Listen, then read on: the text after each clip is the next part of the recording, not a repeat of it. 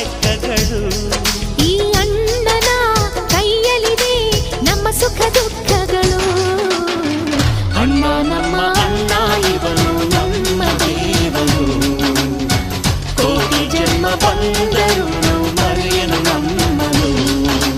ತಿಂಗಳ ಬೆಳಕಿನ ಅಂಗಳದಲ್ಲಿ ಅರಳಿದೆ ಪ್ರೀತಿಯ ಸಂಚಾರ. ದೇವರೇ ಬಂದರು ನಾಚಲೇಬೇಕು, ಸ್ವರ್ಗವೇ ನಮ್ಮಿ ಸಂಸಾರ. ನಮ್ಮೊಳಗೆ ನಮ್ಮೆದೆಯೊಳಗೆ